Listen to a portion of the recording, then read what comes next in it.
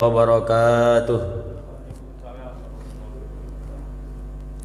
Alhamdulillahilladzi faddalana wa akramana ala sairil umami bi khairi kitabin unzil. Faddalana wa akramana ala sairil umami bi khairi nabiyyin ursil. Asyhadu an la ilaha illallah wahdahu la syarika lah. Wa asyhadu anna sayyidana Muhammadan abduhu wa rasuluh la nabiyya ba'dah. Allahumma salli ala Sayyidina Muhammad wa ala ali Sayyidina Muhammad. Qala ta'ala fil Qur'anil Karim wa huwa asdaqul qailin. A'udzu billahi minasy syaithanir rajim. Bismillahirrahmanirrahim. Yarfa'illahu alladhina amanu minkum walladhina utul ilma darajat. Wallahu bima ta'maluna khabir. Sadaqallahul azim. Hadirin jamaah salat zuhur yang dimuliakan Allah Subhanahu wa taala. Alhamdulillah, siang hari ini Allah masih pertemukan kita dalam suasana yang baik di tempat yang baik. Insyaallah semoga ini menjadi amal yang akan dicatat kelak bahwa kita adalah orang-orang yang baik ketika bertemu dengan Allah Subhanahu wa taala. Bersalawat kita kepada Rasulullah, sama-sama lisan kita ini mengucapkan Allahumma salli ala Sayyidina Muhammad wa ala ali Sayyidina Muhammad. Mudah-mudahan kelak kita ini berhak dan layaklah dianggap menjadi umat Rasulullah sallallahu alaihi wasallam. Karena tak ada yang bisa memberikan pertolongan nantinya kecuali daripada Rasulullah sallallahu alaihi wasallam. Hadirin jamaah zuhur yang dimuliakan Allah Subhanahu wa taala, pada siang hari ini mengutip dalam kitab Fawaidul Mukhtar yang ditulis oleh Al-Habib Zain bin Ibrahim bin Smith, yang mana kitab ini adalah salah satu kitab yang sering kami mudzakarahkan dengan para asatis, yang juga banyak dari bagian asatis itu yang mengisi kajian di Masjid Jamiatul Zahidin ini. An Abi Hurairah, dari Abi Hurairah radhiyallahu anhu, annahu marra bisuk. Satu ketika Abu Hurairah lewat di pasar Bisukil Madinah, di pasar di kota Madinah. Kemudian, ya ahlas suk, kata Abu Hurairah, ya ahlas suk, wahai para penduduk pasar, wahai para pedagang yang ada di pasar, ma'ajajakum, kata beliau, alangkah ruginya kalian, alangkah ruginya kalian. Wa madzaka ya Abu Hurairah, kenapa kami rugi wahai Abu Hurairah, kata orang-orang pasar. Qala, kata Abu Hurairah, dzaka mirasu Rasulillah sallallahu alaihi wasallam yuqsam wa antum hahuna. Kata Abu Hurairah, di sana ada warisan Rasulullah sallallahu alaihi wasallam yang sedang dibagi. Wa antum hahuna, kalian sibuk di pasar nih, kalian sibuk berdagang, sementara di sana ada bagi-bagi warisan Rasulullah. Kata Abu Hurairah, ala tadhhabuna fata'khuduna nasibakum minhu, silakan pergi ambillah bagian kalian, ambil warisan kalian, kata Abu Hurairah kepada orang-orang yang berada di pasar pada saat itu. Kemudian qalu, kata orang-orang pasar, wa aina huwa, di mana bagi-bagi warisan itu wahai Abu Hurairah, kata orang pasar, karena mereka pun ingin juga dapat bagian daripada warisan itu. Mereka heran, di mana agaknya ada bagi-bagi warisan. Qala, kata Abu Hurairah, fil masjid, di masjid sana, di Masjid Jamiatul Zahidin sedang bagi-bagi warisan.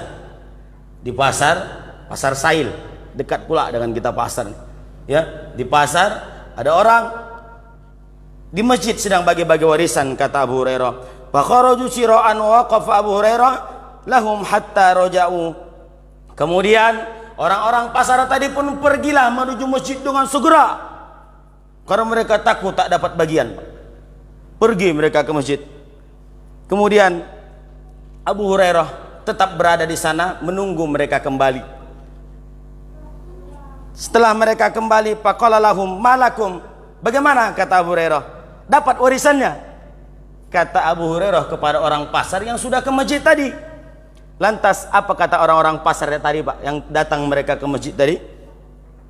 Ya Abu Hurairah, wahai Abu Hurairah, kata mereka, kata orang pasar, qad atainal masjid, kami tadi sudah datang ke masjid, kami sudah pergi ke Masjid Jamiatul Zahidin, kata mereka. Fadakhalna, Lalu kami masuk ke dalam masjid, falam nara fihi syai'an yuksam, tapi kami tak melihat ada apa-apa yang dibagi di sana. Jadi orang pasar tadi, karena kata Abu Hurairah ada sedang bagi-bagi warisan di masjid, Bapak Ibu, pergilah mereka ke masjid. Ditengoknya di masjid ini tak ada bagi-bagi warisan. Kenapa? Yang kami lihat, ra'aina, kami lihat kauman yusalluna, kami lihat di masjid itu ada orang yang sedang sholat, kemudian yaqra'unal Qur'an, ada orang sedang baca Quran, kemudian wa qauman yatadzakaruna al-halal wal haram, ada orang-orang yang saling mengingatkan tentang halal dan haram. Seperti kita ini sedang ada di majelis ta'lim, sedikit mengambil pelajaran, sedikit mengisi hati kita dengan ilmu. Itu cuma yang kami lihat, kata orang-orang pasar tadi. Faqala lahum Abu Hurairah, kata Abu Hurairah apa? Fadzalika mirasu Muhammad, yang kalian lihat tadi itulah warisan Nabi Muhammad sallallahu alaihi wasallam. Kemudian asyara ila hadis Rasulullah sallam, kemudian ini juga sejalan dengan hadis Nabi yang ada dalam kitab Jami' al-Awsat, diwariatkan oleh Imam Tabrani. Apa kata Rasulullah? Innal anbiya lam yuwarrisu dinaran wala dirhaman. Kata Nabi, Nabi tak wariskan, para Nabi sesungguhnya para Nabi tidak mewariskan dinar, Nabi tidak mewariskan dirham kepada kita umatnya. Bapak Ibu hadirin dimuliakan Allah. Wa inna mawarrasul ilma, tapi Nabi mewariskan ilmu. Jadi mana warisan tadi Ustadz? Warisan tadi adalah yang sering didapatkan oleh jamaah Jami'atuz Zahidin. Setiap hari ada kajian yang dilaksanakan di masjid ini.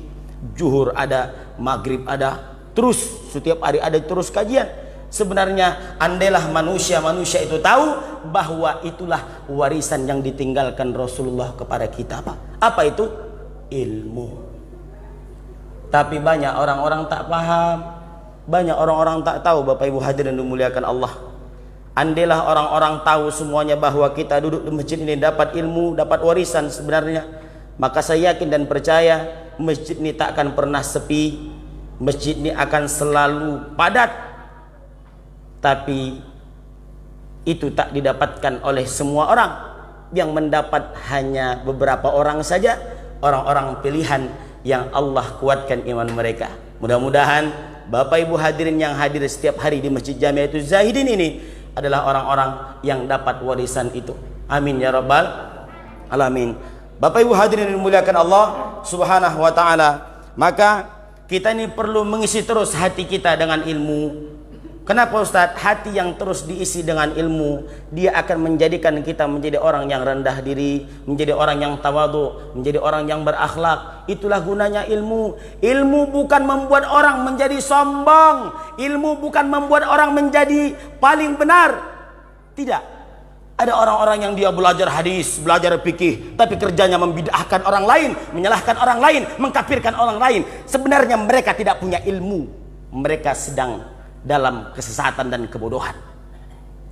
Hakikatnya ilmu ini Allah berikan.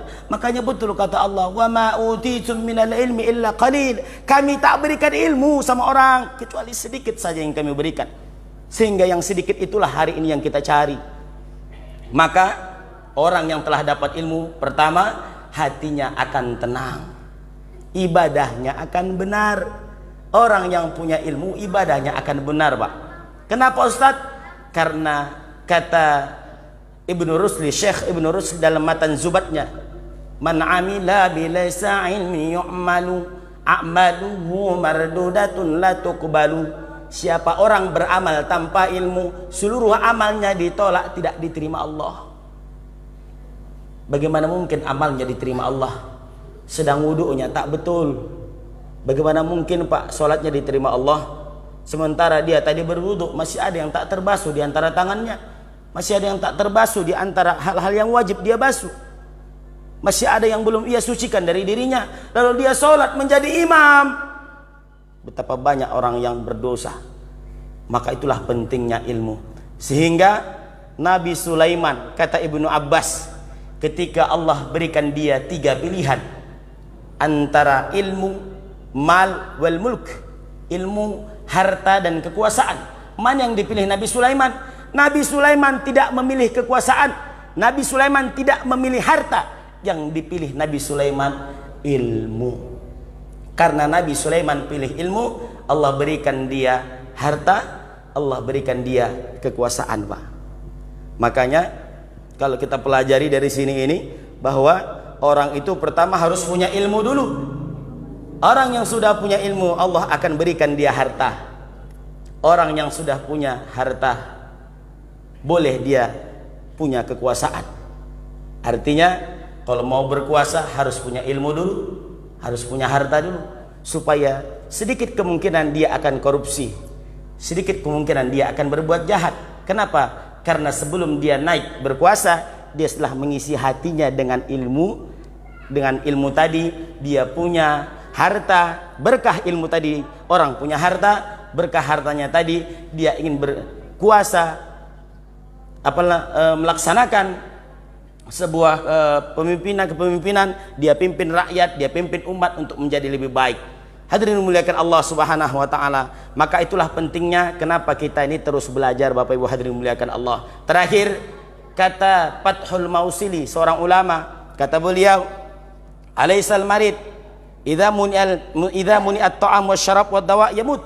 Kata beliau, kira-kira orang yang tak dikasih makan, yang tak dikasih minum, orang sakit yang tak dikasih makan, kemudian orang sakit itu tak dikasih air, kemudian orang sakit tadi tak dikasih obat, kira-kira mati tidak? Kata beliau, matilah, kata orang. Kemudian beliau lanjutkan, kadzalikal qalbu, begitu juga hati kita ini, Pak. Begitu juga hati kita ini, Ibu.